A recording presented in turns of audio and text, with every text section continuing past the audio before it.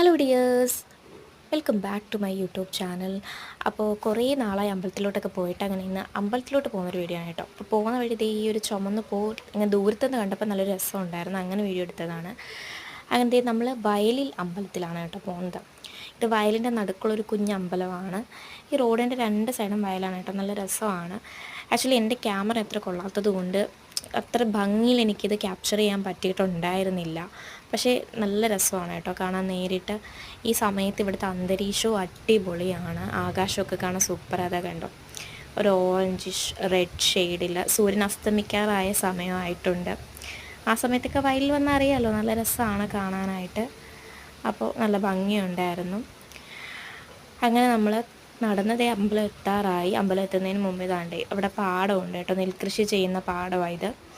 അപ്പോൾ പാടമൊക്കെ കഴിഞ്ഞ് ഇനി ചെറിയൊരു തോടുണ്ട്. ചെറിയ തോടല്ല, നമ്മൾ വലിയ തോടെന്നാണ് അതിനെ പറയുന്നത്, കുറച്ച് വീതിയൊക്കെ ഉള്ളൊരു തോട്.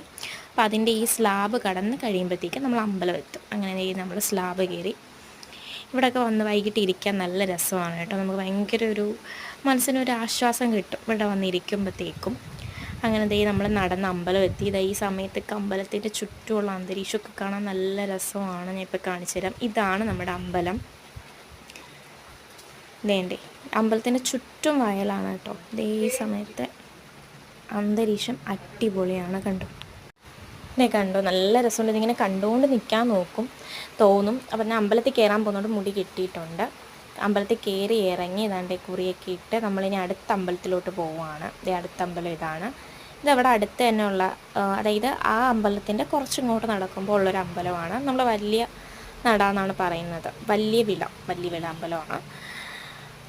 അങ്ങനെ ഈ അമ്പലത്തിൽ വന്നു. അവിടെ കുറച്ച് നേരം നമ്മൾ പ്രാർത്ഥിച്ച് അവിടെ ഇരിക്കുന്നുണ്ടായിരുന്നു.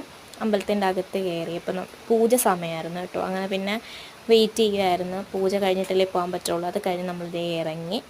ഇനി നമ്മൾ ആദ്യം പോയ അമ്പലത്തിൽ ഒന്നുകൂടി പോകണം. അവിടെ നമ്മൾ അർച്ചനയ്ക്ക് കൊടുത്തിട്ടുണ്ടായിരുന്നു, പക്ഷെ മേടിക്കാൻ പറ്റില്ല. അങ്ങനെ അതൊക്കെ മേടിച്ചത് വീട്ടിൽ വന്നിട്ടുണ്ട്. വീട്ടിൽ വന്ന് ഡ്രസ്സൊക്കെ ഊരിയിട്ടപ്പോൾ ഒരാശ്വാസമായി. ഇനി നമുക്ക് കറിയൊക്കെ ചൂടാക്കി ചപ്പാത്തി ചുട്ട് തിന്നാം. അങ്ങനെ ഈ ചപ്പാത്തി ചുടാൻ പോവുകയാണ്. മാവൊക്കെ എടുത്ത് മാവ് കുഴച്ചത് ചപ്പാത്തി ചുട്ട്. ചപ്പാത്തി ഇടുന്നതൊക്കെ കുറച്ച് വീഡിയോ എടുക്കാൻ പറ്റിയിട്ടുണ്ടായിരുന്നുള്ളൂ. മാവൊക്കെ കുഴച്ച് പിന്നെ അവസാനത്തത് ചുട്ടപ്പോഴത്തേക്ക് എനിക്ക് വീഡിയോ എടുക്കുന്ന കാര്യം ഓർമ്മ വന്നു. പിന്നെ കഴിച്ചു, അത്രയേ ഉള്ളൂ. അടുത്ത വീഡിയോയിൽ കാണാവേ.